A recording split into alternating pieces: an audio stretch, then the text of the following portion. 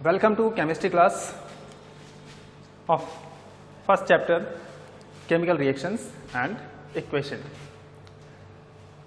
And today we will start with displacement reaction. देखो पिछले lecture में हमने डिस्प्लेसमेंट रिएक्शन के बारे में थोड़ा बहुत बताया था, आपको हम उसी से लिंक करते हैं फिर से.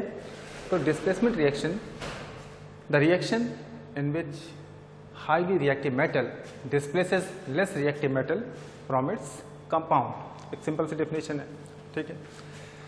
सो फिर से सुन लीजिए, डेफिनेशन क्या है. Reaction in which highly reactive metal displaces less reactive metal from its compound. Clear? लिख लेते हैं. The reaction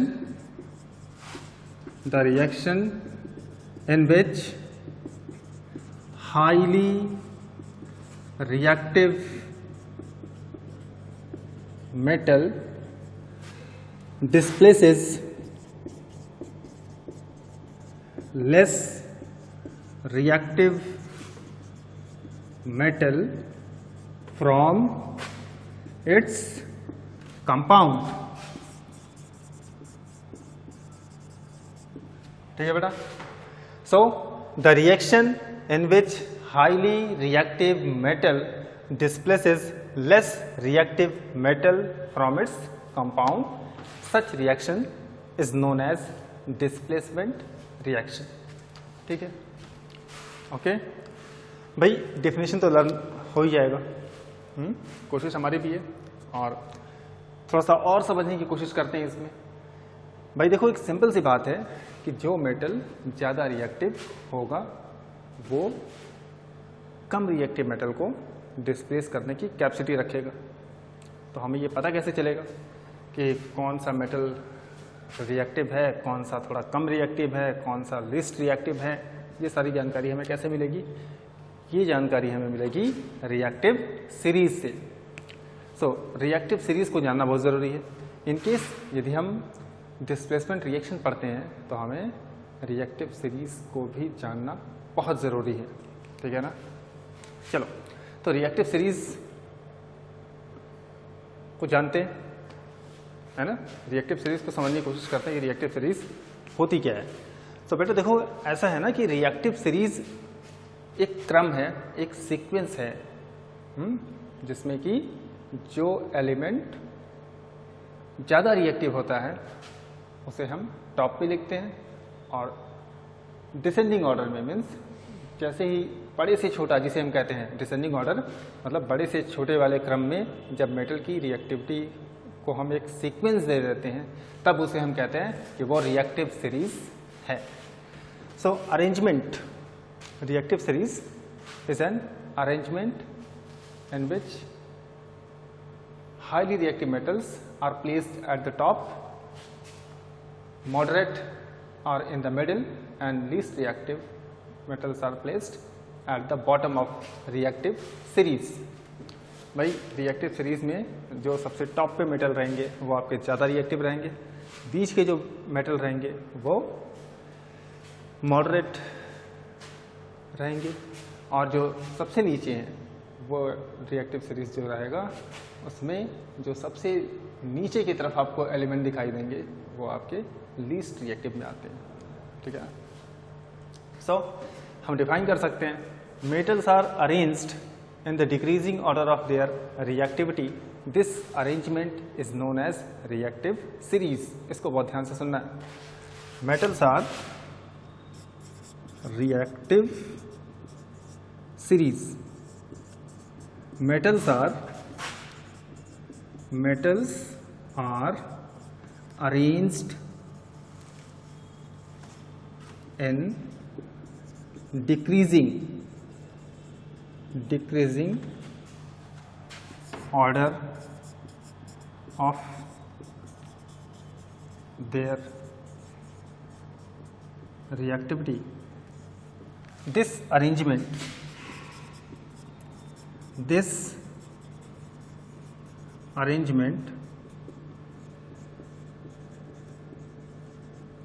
is known as reactive series. देखो ये थोड़ा सा आपके लिए बेटर भी है ना, इसे हमें जानना भी है, क्योंकि रिएक्टिव सीरीज जब हम जान जाएंगे तो हमें डिस्प्लेसमेंट रिएक्शन बड़े आराम से आ जाएगा, ठीक है ना। जो दिक्कत होती है, बच्चों को सोचते हैं कि सर पता कैसे चलेगा कि कौन सा मेटल ज़्यादा रिएक्टिव है, कौन सा मेटल कम रिएक्टिव है। तो भाई इसके लिए हम रिएक्टिव सीरीज देखेंगे। और रिएक्टिव सीरीज फिर से रिकॉल कर लेते हैं। Reactive series, metals are arranged in decreasing order of their reactivity, this arrangement is known as reactive series. Clear? Clear है? तो अब देख लेते हैं कि रिएक्टिव सीरीज में हमें कैसे लिखना है। रिएक्टिव सीरीज आपको लर्न होनी चाहिए। आप अपने क्लास 10th के लेवल पे आपको जो मैं रिएक्टिव सीरीज का क्रम बताने जा रहा हूँ, उस क्रम को आप ज़रूर से ज़रूर याद कर लीजिएगा, लर्न कर लीजिएगा, क्योंकि उसके बाद रिएक्शन बनाना आपके लिए आसान हो जाएगा, काफ़ी ईजी हो जाएगा, ठीक है ना। So let's see how to memorise reactive series. एक छोटा सा तुम्हें तरीका बता रहे हैं जिससे कि आप रिएक्टिव सीरीज को बड़े आराम से लर्न कर लेंगे, ठीक है ना। फिर हम जब रिएक्टिव सीरीज को अच्छे से समझ लेंगे तो फिर हम डिस्प्लेसमेंट रिएक्शन को और ज़्यादा डिटेल में पढ़ने की कोशिश करेंगे, ठीक है बेटा। तो चलो, रिएक्टिव सीरीज एक अरेंजमेंट है, एक सीक्वेंस है, ठीक है ना।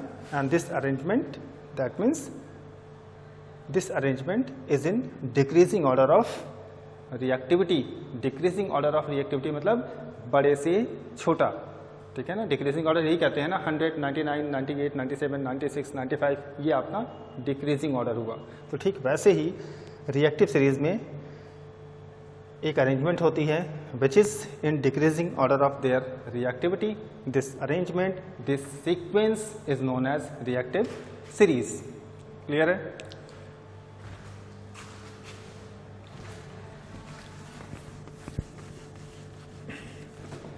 अब देखो यहाँ पे एक चीज आपको ध्यान देना है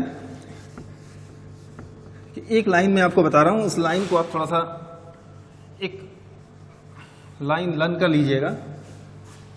जैसे हम लोग बहुत सारी पोएम लर्न करते हैं या कोई गाने लर्न कर लेते हैं, तो उसकी पहला लाइन जो होता है वो गुनगुनाते हैं ना, तो ठीक वैसे ही एक लाइन हम आपको बता रहे हैं, आप उसे ज़रूर लर्न कर लीजिएगा और उसी पे बेस्ड हम रिएक्टिव सीरीज आपको समझा देंगे, ठीक है। तो चलो, एक लाइन आप सभी को याद करना है कि केदारनाथ का माली आलू ज़रा फीका पकाता है, ठीक है बेटा। क्या बोले हम? केदारनाथ का माली आलू ज़रा फीका पकाता है, ठीक है। इसी को हम लिख लेते हैं। चलो, केदारनाथ का माली आलू ज़रा फीका पकाता है, ठीक है ना, ठीक है। चलो, इसी पे हम बेस बनाते हैं। तो क्या करना है आपको, ये लाइन लर्न एकदम पूरी तरह से लर्न रख रही है, ठीक है ना। इसे याद रखना है आपको कि केदारनाथ का माली आलू ज़रा फीका पकाता है। थोड़ा सा आसान हो जाएगा आपके लिए। चलिए, अब इसको हम रिएक्टिव सीरीज में कन्वर्ट कर देते हैं। तो यहाँ लिखते हैं केदार, यहाँ लिखते हैं नाथ, यहाँ लिखते हैं का के लिए हम यूज़ करेंगे CA, ठीक है ना। केदारनाथ का माली आलू ज़रा फीका पकाता है, और इसके बाद हम लिखेंगे चा, ठीक है, CHAA, ठीक है ना, ध्यान देना। अब चलो, और इसमें हम करेंगे चा। चा जो हम बोलेंगे इसमें ध्यान देना, C में U और लास्ट में U और बीच में G एंड G, ठीक है ना। क्लियर? अब हम इसको बनाना शुरू करते हैं। भाई केदारनाथ के लिए, केदार के लिए आप ले लो के, याद करना बहुत ही आसान है। केदारनाथ का माली आलू ज़रा फीका पकाता है। चलो, ठीक है। तो केदार के लिए के, नाथ से हमने बना दिया सोडियम, माली के लिए हमने क्या लिख दिया मैग्नीशियम, आलू एल्यूमिनियम, ज़रा के लिए क्या लिख देंगे जिंक, फीका के लिए क्या लिख देंगे Fe, पकाता के लिए लिख देंगे हम Pb, थोड़ा सा ध्यान रखना होता है। H के लिए लिख देंगे हम हाइड्रोजन, है के लिए हाइड्रोजन, Cu कॉपर, ठीक है ना। तो इस तरह से आपके ये रिएक्टिव सीरीज बन के तैयार हो गई, ठीक है। आपको पता है ये कॉपर है, सबसे नीचे आपका गोल्ड है, ठीक है ना, उसके ऊपर आपका Ag है, सिल्वर है, फिर उसके नीचे प्लेटिनम भी आता है। तो उतना ज़्यादा डिटेल अभी नहीं देखना है, आपको अपने लेवल के अकॉर्डिंग, क्लास 10th के अकॉर्डिंग आपको ये रिएक्टिव सीरीज पता होनी चाहिए कि रिएक्टिव सीरीज क्या होती है। और रिएक्टिव सीरीज को देखो याद करना, लर्न करना आप किसी भी तरह लर्न कर सकते हैं, ज़रूरी ये नहीं है कि हमने जो बताया है वही। ये एग्जैक्टली क्या होता है कि इस तरह की लाइंस जो होती हैं वो जल्दी भूलती नहीं है, फिर आदमी अपने आप से उसको सेट कर लेता है। आप डायरेक्ट याद कर सकते हैं KNACAMGALZN, ऐसे भी लोग याद करने वाले हैं। तो जो आपको बेहतर लगे आप उस हिसाब से लर्न करिए, हाँ, लेकिन भाई लर्न करना ज़रूर है, ठीक है। तो देखो अभी तक हमने क्या देखा, हमने देखा कि रिएक्टिव सीरीज के बारे में हमें कुछ जानकारी मिल गई, ठीक है ना। So metals are arranged in the decreasing order of their reactivity, this arrangement is known as reactive series, और यही वो अरेंजमेंट है। Potassium, sodium, calcium, magnesium, aluminium, zinc, iron, lead, hydrogen, copper. So the metals which are placed at the top of the reactive series, हमने क्या बताया अभी कि ऐसे मेटल्स जो कि रिएक्टिव सीरीज में ऊपर के स्थान को ऑक्युपाई करते हैं, ऊपर रहते हैं, they are known as most reactive metal, ठीक है। तो बेटा देखो, और नीचे जब जाएंगे तो उनकी रिएक्टिविटी क्या होती जाएगी, डिक्रीज करती चली जाती है, कम होती चली जाती है। तो आप कह सकते हैं कि सर यहाँ पे जो पोटेशियम है वो सोडियम से ज़्यादा रिएक्टिव है। हम कहेंगे बिल्कुल सही बात है।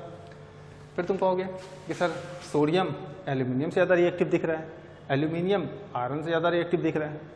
तो बिल्कुल भाई एकदम करेक्ट है, एकदम सही है कि जो एलिमेंट, जो मेटल ऊपर रहेगा, टॉप पोजीशन पे रहेगा, वो ज़्यादा रिएक्टिव होगा, और जो मेटल नीचे की तरफ होगा वो मेटल कम रिएक्टिव होगा, ठीक है ना। तो जब हम किसी टू मेटल्स के बीच में देखते हैं तो जो अब होगा, ऊपर होगा, वो मेटल ज़्यादा रिएक्टिव सपोज किया जाएगा, ठीक है, ठीक है ना। चलो, तो ये रिएक्टिव सीरीज पढ़नी थोड़ी सी ज़रूरी थी, नहीं तो रिएक्टिव सीरीज बिना पढ़े डिस्प्लेसमेंट रिएक्शन को समझना थोड़ा सा मुश्किल होता है। तो आप हमेशा ये ध्यान रखना कि मेटल्स की एक अरेंजमेंट होती है डिक्रीजिंग ऑर्डर में, ठीक है ना, ठीक है। तो बड़े से छोटे वाले क्रम में, तो this arrangement KNACAMGALZN, Fe, lead, hydrogen, copper. So this arrangement is known as reactive series. Clear? Clear है? तो चलो अब हम डिस्प्लेसमेंट रिएक्शन को और बेहतर तरीके से सीखते हैं। इस सीरीज को मैं अभी हटाऊंगा नहीं, ये सीरीज यहाँ पर रहेगी अभी कुछ रिएक्शंस क्लियर करने के लिए। देखो NCERT में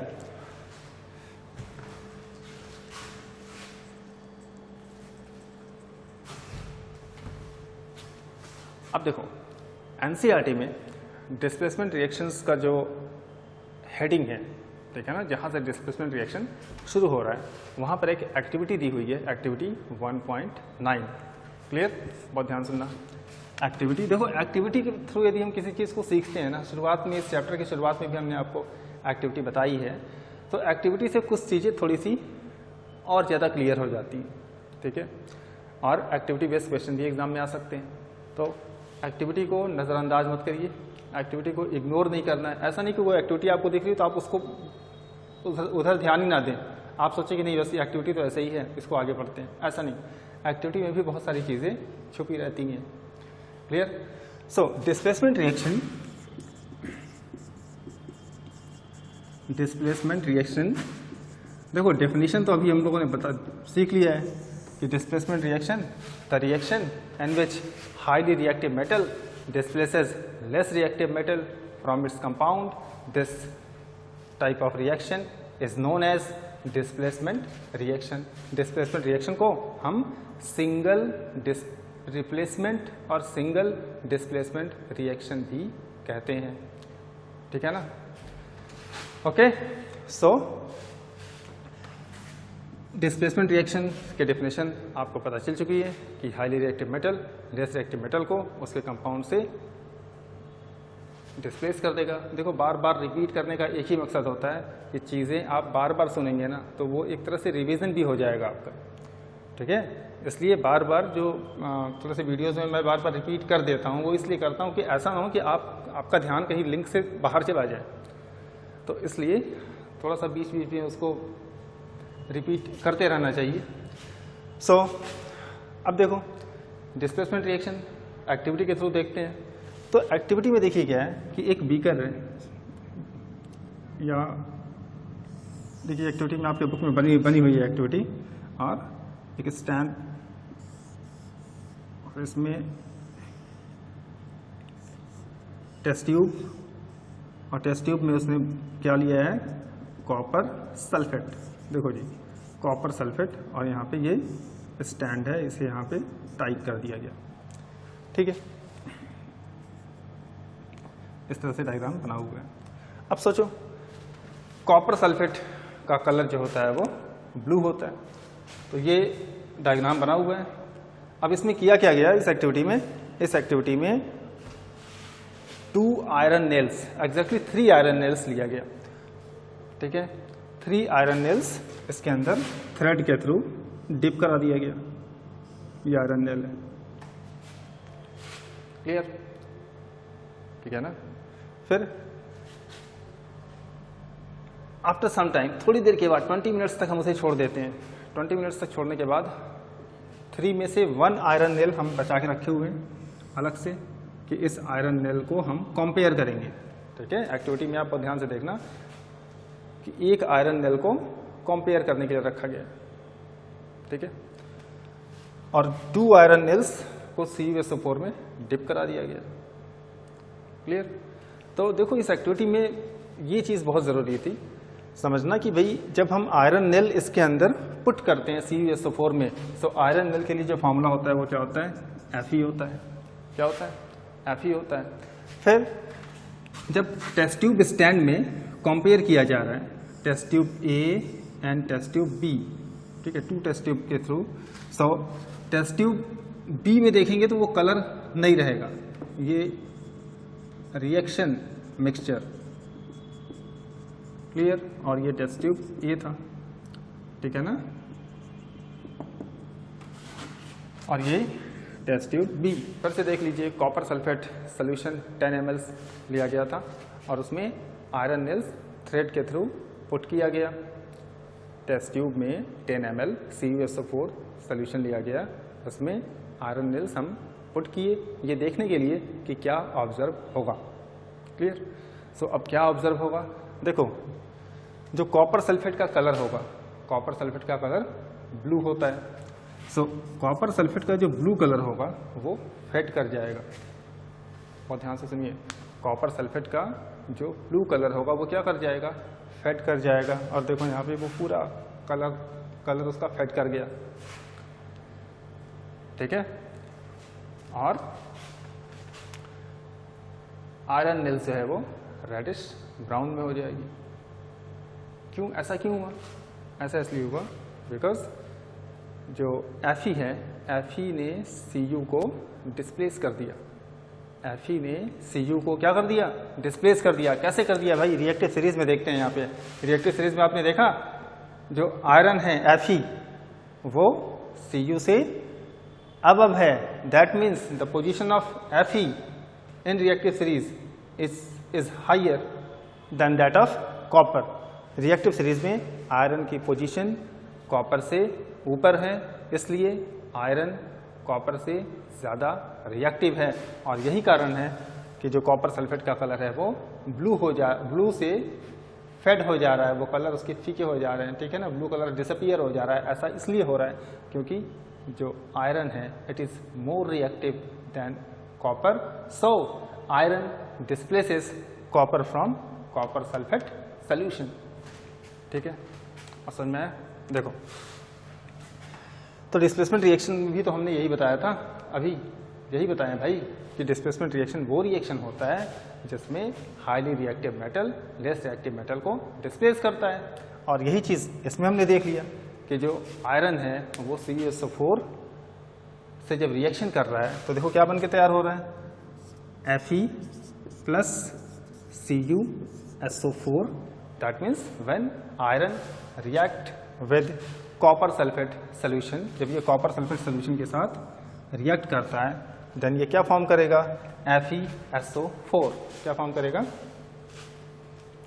FeSO4 प्लस कॉपर, ठीक है ना। Cu को क्या कर दिया, वो डिस्प्लेस कर दिया, कहाँ से, कॉपर सल्फेट सोल्यूशन से। क्लियर है। तो ये आपका डिस्प्लेसमेंट रिएक्शन में एक्टिविटी के थ्रू हमने देखा कि डिस्प्लेसमेंट रिएक्शन में क्या हो सकता है। तो ये ऑब्जर्वेशन है भाई, एक कलर था वो चेंज हो जा रहा है तो because of some other metal, किसी दूसरे मेटल के आने के कारण।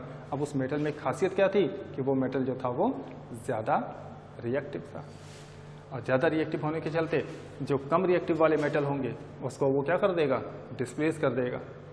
क्लियर हो गया, ठीक है। तो दैट मीन्स डिस्प्लेसमेंट रिएक्शन की डेफिनेशन ज़रूर लर्न रखिए, इस एक्टिविटी को भी पढ़ते रहिए। डिस्प्लेसमेंट रिएक्शंस के एग्जांपल्स भी पूछते हैं, तो इसलिए आप इसकी तैयारी बहुत अच्छे से करिए और डिस्प्लेसमेंट रिएक्शन को एकदम जानते रहिए कि एग्जैक्टली क्या होता है। फिर से एक बार रिपीट कर दें, displacement reaction, the reaction in which highly reactive metal displaces less reactive metal from its compound, such reaction is known as displacement reaction। ठीक है बेटा। तो अब हम कुछ और भी एग्जांपल देखते हैं डिस्प्लेसमेंट रिएक्शंस के। Let's see some other examples of displacement reaction. Displacement reactions के हम कुछ अदर एग्जांपल भी देखेंगे।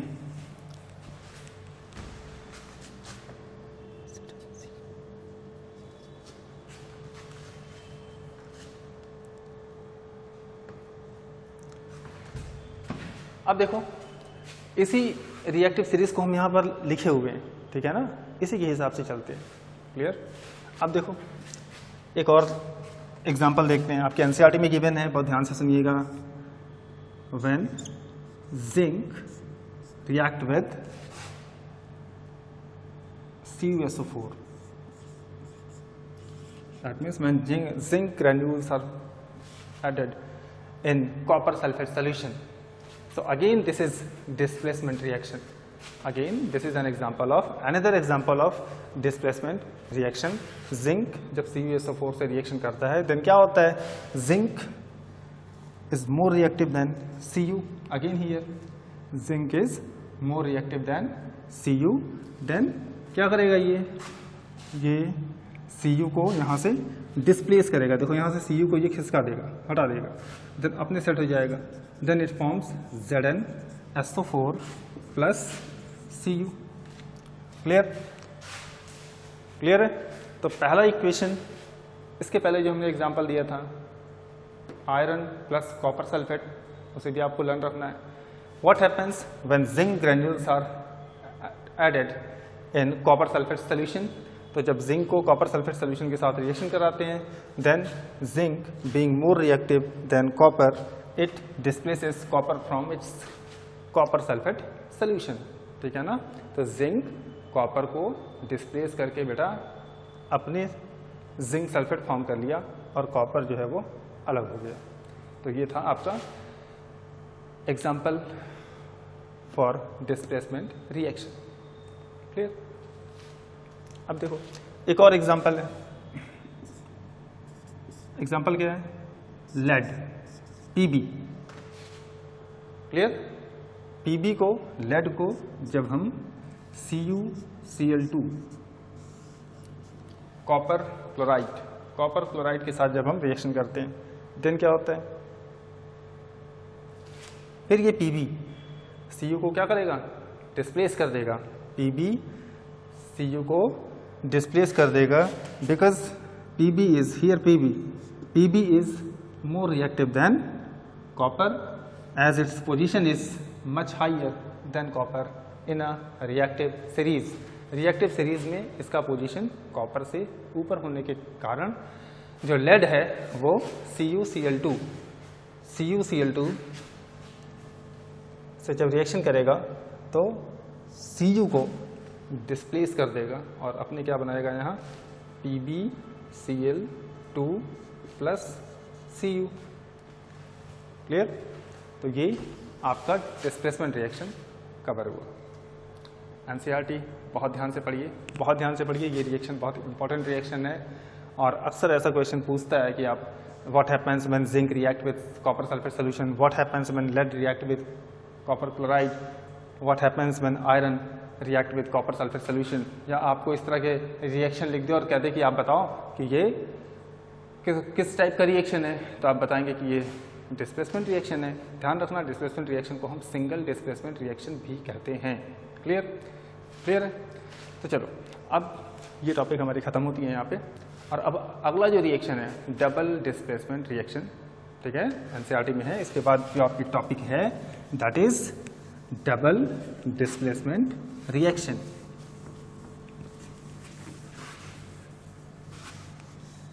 डबल डिस्प्लेसमेंट रिएक्शंस से पहले आपको बता दें कि जो माई स्कूल ऐप है आप इसे सब्सक्राइब करते रहिए, लाइक करते रहिए और हर वीडियो के साथ जो भी आपको DBP मिल रही है आप उसे सॉल्व करते रहिए। लेक्चर के अकॉर्डिंग ही आपको DBP मिलेगी और थोड़ा सा आपको और ज़्यादा अपने आप को बूस्ट करना है और ये जो बूस्टर है वो हम लोग आपको प्रोवाइड करेंगे, लेकिन आप खुद में भी थोड़ा सा अपने आप को बूस्ट करते रहिए और डेली जो आपको प्रैक्टिस पेपर और जो DBP मिल रहे हैं आपको, वो सारी चीज़ों को आप कंटिन्यू आप पढ़ते रहिए। एक अच्छा सा समय निकाल करके आप उसे पढ़िए और फिर आप बिल्कुल बेहतर तरीके से फ़ायदे में रहेंगे। अब देखो double displacement reaction, double displacement reaction. अभी तक तो हमने देखा कि डिस्प्लेसमेंट रिएक्शन में, अभी तक क्या देखा हमने कि डिस्प्लेसमेंट रिएक्शन में एक जो हाईली रिएक्टिव मेटल था वो लेस रिएक्टिव मेटल को डिस्प्लेस कर दिया अपने कंपाउंड में से। लेकिन अब यहाँ पे हम देखेंगे कि डबल डिस्प्लेसमेंट है, यहाँ पे वर्ड है डबल, ठीक है ना। तो डबल का मतलब क्या हुआ, तो भाई सेंस आ रहा है कि डबल मतलब डिस्प्लेसमेंट कहीं ऐसा हो रहा है कि शायद दो जगह हो जा रहा है, ठीक है ना। इस तरह की चीज़ दिमाग में आती होगी आपके कि सर क्या बात है कि यहाँ पे डबल लिख दिया है, आपने एक जगह सिंगल लिखा था और यहाँ पे आपने डबल लिख दिया। तो बिल्कुल ध्यान रखिए कि डबल डिस्प्लेसमेंट रिएक्शन में टू कंपाउंड्स रिएक्टेंट होते हैं, ठीक है ना। तो पहले हम इसे थोड़ा सा ओपन कर लेते हैं। So in double displacement reaction there are two compounds which are called reactant. तो जिसे हम रिएक्टेंट कहते हैं, भाई रिएक्टेंट पहले ही लेक्चर में बताया था कि रिएक्टेंट वो होते हैं जो कि रिएक्शन में पार्टिसिपेट करते हैं, तो वही वाला रिएक्टेंट। लेकिन यहाँ पर डबल डिस्प्लेसमेंट रिएक्शन में जो रिएक्टेंट होंगे वो टू कंपाउंड्स होंगे, ठीक है, वो टू कंपाउंड्स होंगे। अब डिस्प्लेसमेंट होगा कैसे, ठीक है ना। एग्जैक्टली होता क्या है, बहुत ध्यान से सुनना, बहुत ध्यान से। होता क्या है कि आपको पता है कि जो कंपाउंड्स होते हैं, है ना, तो कंपाउंड्स हमेशा सिंगल तो रहेंगे नहीं, वो हमेशा टू और मोर एलिमेंट से बने रहते हैं, ठीक है। तो टू और मोर एलिमेंट से जब बने रहेंगे तो उसमें देखो मामला आयंस का आएगा। क्लियर? मामला किसका आएगा? आयंस का आएगा। तो होता क्या है कि जो कैटायन होते हैं, ठीक है, बहुत ध्यान से सुनना, बहुत ध्यान से इस लाइन को सुनना। इन डबल डिस्प्लेसमेंट रिएक्शंस कैटायन को स्विच प्लेस करता है। स्विच प्लेस, ये लाइन ध्यान रखना, ये दो वर्ड ऐसे होते हैं कि आप एक्सचेंज करना, ठीक है ना। जैसे आप एक सीट पे एक लड़का बैठा हुआ है, उसके दो सीट छोड़ के दूसरा लड़का बैठा हुआ है, ठीक है ना, दोनों दोस्त हैं। अब क्या हुआ कि वो कहे कि भाई तुम हमारी सीट पे आ जाओ, हम तुम्हारी सीट पे आ जाएं, तो इसको कहते हैं स्विचिंग द प्लेस। इसे क्या बोलते हैं? स्विचिंग द प्लेस बोलते हैं। तो यही चीज़ होता है डबल डिस्प्लेसमेंट रिएक्शंस में। जो टू कंपाउंड्स हैं, सपोज कर लो कंपाउंड हमारे पास पहला रिएक्टेंट AB हो गया, दूसरा रिएक्टेंट CD हो गया। क्लियर? पहला रिएक्टेंट AB हो गया और दूसरा रिएक्टेंट क्या हो गया मेरे पास, CD हो गया। तो होगा क्या कि देखो क्या बोले हम अभी बेटा कि A पे पॉजिटिव चार्ज है, और आपको पता है कि जो पॉजिटिव चार्ज होता है उसी को हम कैटायन कहते हैं, ठीक है ना।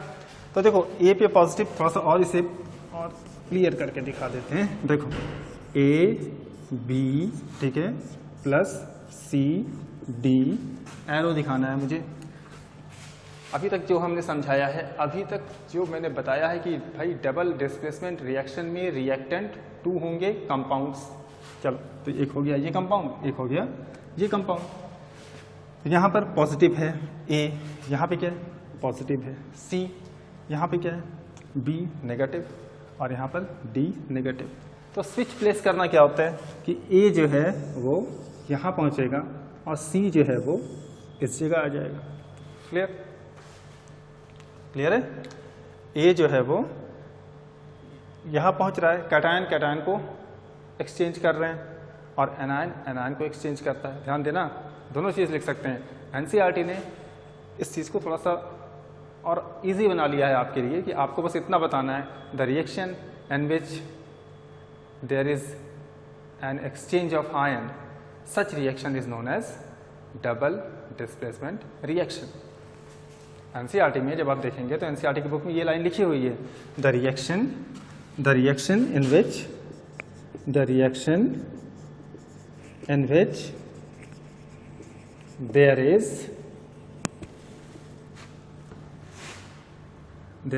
an exchange of ion, such reaction is known as double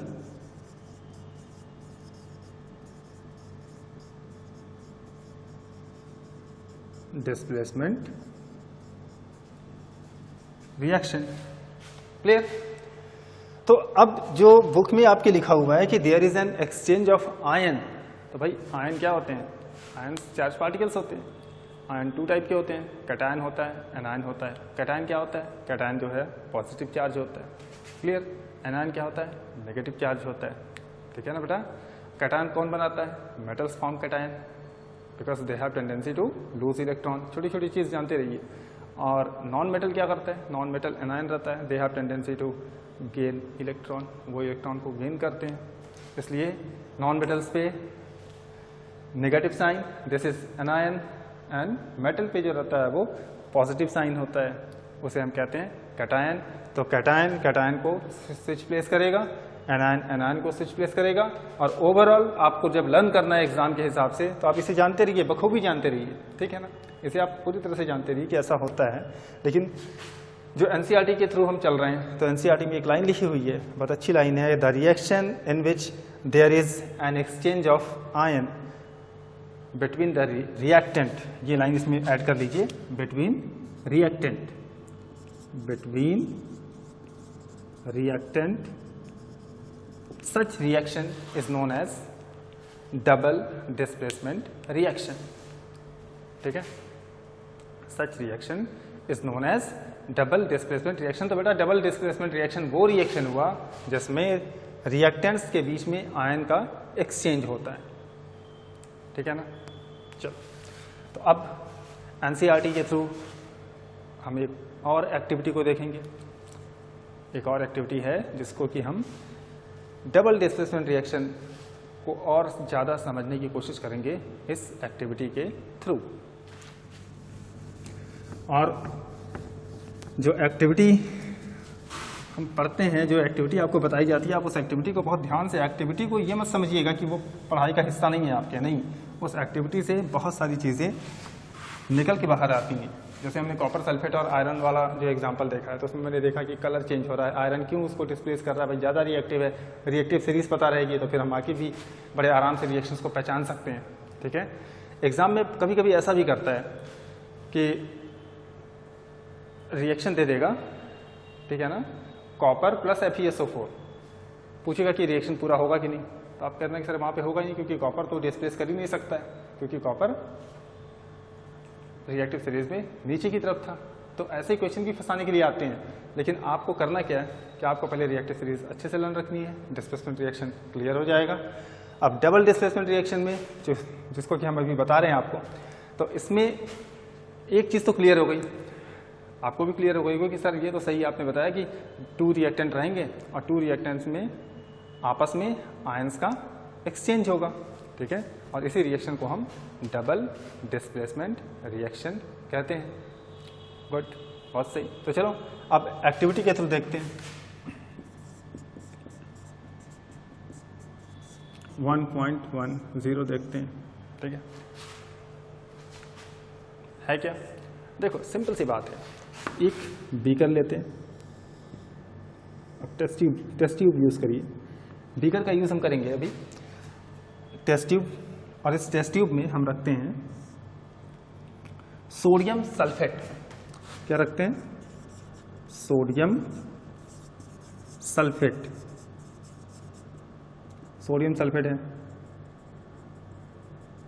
second test tube लेते हैं, देखो जी, सेकेंड टेस्ट ट्यूब में क्या रखते हैं?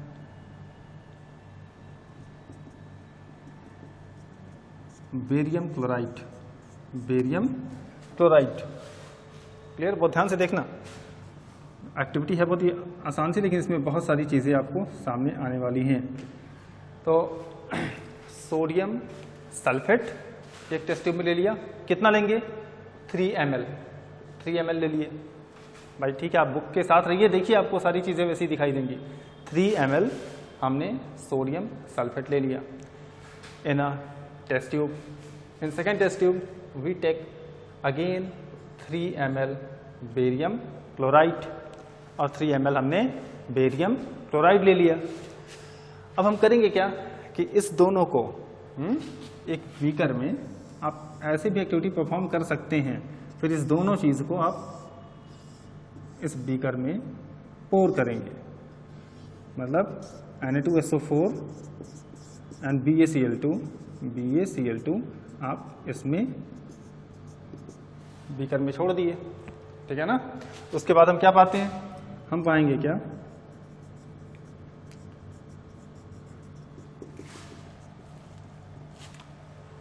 भाई Na2SO4 सोडियम सल्फेट और बेरियम क्लोराइड को हम मिक्स कर रहे हैं, तो श्योर है कि जब मिक्स करेंगे तो वो कहीं ना कहीं रिएक्शन करेगा ही, रिएक्शन करेगा, और रिएक्शन करके वो क्या बना देगा?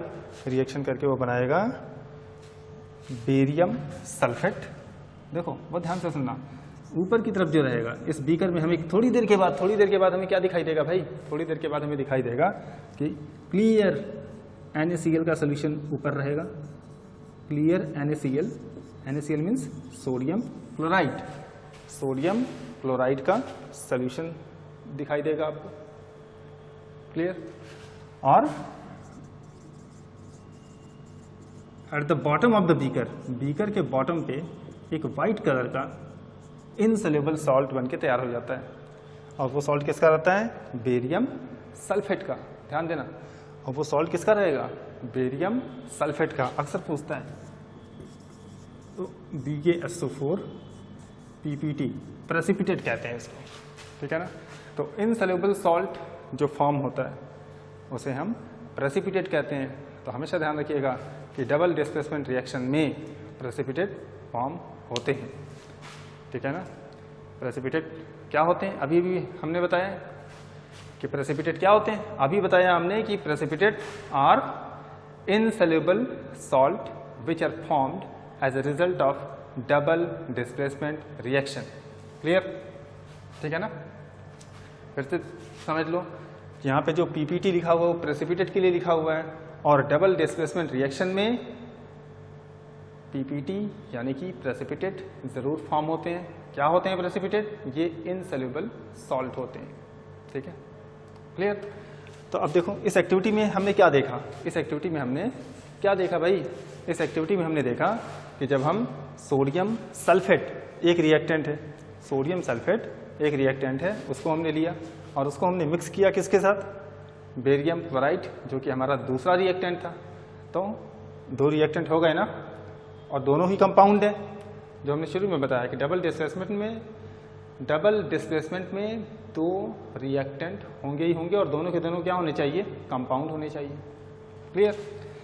सो अब ये देखो कंपाउंड है सोडियम सल्फेट, एक कंपाउंड, बेरियम क्लोराइड दूसरा कंपाउंड, रिएक्शन करा दिए तो बन गया क्या, barium sulphate and sodium chloride.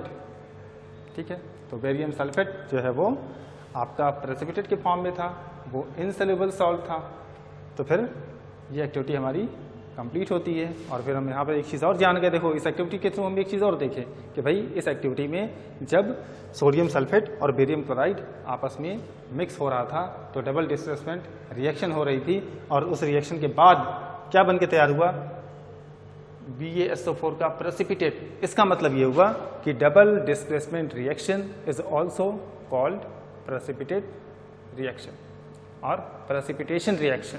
Clear. Precipitate वो हुआ मटेरियल और उस रिएक्शन को हम क्या बोलेंगे, प्रेसिपिटेशन रिएक्शन। तो कभी कभी एग्जाम में पूछता है कि what do you mean by precipitation reaction. अब पता चला कि बच्चे ने चार पढ़ा हुआ है लेकिन उसने ये नहीं देखा कि डबल डिस्प्लेसमेंट रिएक्शन में ही प्रेसिपिटेट फॉर्म होते हैं, और ऐसा रिएक्शन जिसमें प्रेसिपिटेट फॉर्म होता है उसे हम कहते हैं प्रेसिपिटेशन रिएक्शन। क्लियर। क्लियर है। चलो अब हम इसी एक्टिविटी में जो सोडियम सल्फेट और बेरियम क्लोराइड का एक्टिविटी है, रिएक्शन है, इसको हम रिएक्शन करके देख लेते हैं। भाई ये तो एक्टिविटी थी, इसका हम एक बैलेंस्ड इक्वेशन लिखते हैं। तो चलो sodium sulphate, sodium sulphate formula क्या होगा, Na2SO4। क्या होगा formula, Na2SO4। Clear. Na2SO4 plus अब क्या आ रहा है, बेरियम क्लोराइड BaCl2। ठीक है ना बेटा, दोनों एक्वस दोनों एक्वस। क्लियर। Aqueous aqueous. ठीक है, सॉल्यूशन है। अब केस वही है कि सोडियम Ba को रिप्लेस करेगा और Ba यहाँ पे आ जाएगा, है ना। सोडियम इस जगह एक्सचेंज होगा और Ba एक्सचेंज होकर यहाँ पे आ जाएगा। समझ में आ रहा है। तो चलो अब देखते हैं क्या बन के तैयार हो जाएगा। हमने बोला है BaSO4। ठीक है, दिस इज प्रेसिपिटेट एंड क्या बन के तैयार हो जाएगा, NaCl। This is sodium chloride. ठीक है, बैलेंस कर लेते हैं। बैलेंस आप पढ़ चुके हैं, बैलेंसिंग क्या होती है, बैलेंसिंग क्या होती है आपको पता है। तो चलिए इसको बैलेंस करते हैं। बैलेंस करते समय हम देखेंगे कि यहाँ पे सोडियम जो है वो 2 एटम कंटेन कर रहा है, तो हम यहाँ पे क्या लिख देंगे, 2। अब देखो सोडियम बैलेंस हो गया बेटा, बैलेंस। अब बताओ यहाँ पे क्लोरीन 2 है और यहाँ पे क्लोरीन कितना आ जा रहा है, 2 आ जा रहा है, और ये रिएक्शन भी हमारा क्या हो गया, बैलेंस्ड हो गया। ठीक है ना। तो फिर से रिकॉल कर लो कि डबल डिस्प्लेसमेंट रिएक्शन वो रिएक्शन होता है जिसमें रिएक्टेंट्स के बीच में आयंस एक्सचेंज होती है, और डबल डिस्प्लेसमेंट रिएक्शन में प्रेसिपिटेट फॉर्म होते ही होते हैं, इसलिए इस रिएक्शन को हम प्रेसिपिटेशन रिएक्शन भी कहते हैं। ठीक है ना। तो देखो डबल डिस्प्लेसमेंट रिएक्शन, एक और रिएक्शन आप जानते हैं वो भी डबल डिस्प्लेसमेंट रिएक्शन में ही आता है, और उसे हम कहते हैं न्यूट्रलाइजेशन रिएक्शन। ठीक है ना। न्यूट्रलाइजेशन में भी यही होता है। न्यूट्रलाइजेशन रिएक्शन आपने क्या देखा है, when acid react with base form salt and water. भाई कहीं ना कहीं न्यूट्रलाइजेशन रिएक्शन जो है वो भी डबल डिस्प्लेसमेंट रिएक्शन में ही आती है। ठीक है, कुछ कंडीशंस, कुछ सर्टेन कंडीशंस होती हैं उसके अकॉर्डिंग।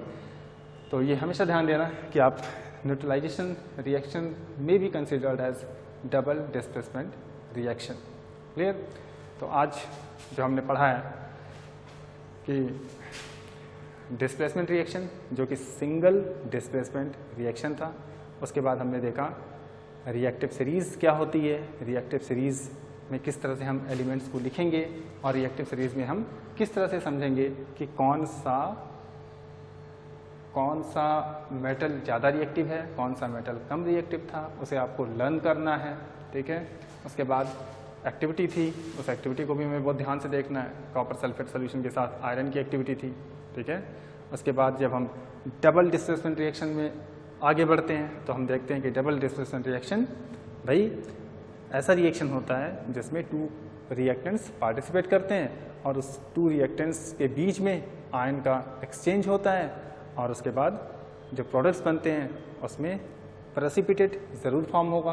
प्रेसिपिटेट फिर से रिपीट कर दे रहे हैं, insoluble salt which are formed as a result of double displacement reaction, that is called precipitate. और इस तरह के रिएक्शन को हम क्या बोलते हैं? प्रेसिपिटेशन रिएक्शन बोलते हैं। क्लियर है? तो इतनी सारी चीज़ें इस लेक्चर में आज हमने देखी और अब फिर से आपको बता दें कि जो हमारा ऐप है माई स्कूल ऐप, आप इसे लाइक करें, सब्सक्राइब करें और वीडियो के साथ जो भी DPP आपको मिल रही है आप उसे लगाइए और बहुत घबरा करके पढ़ने की ज़रूरत नहीं है, बहुत आराम से उसे पढ़िए। और फिर अब मिलते हैं अगले लेक्चर में। Thank you.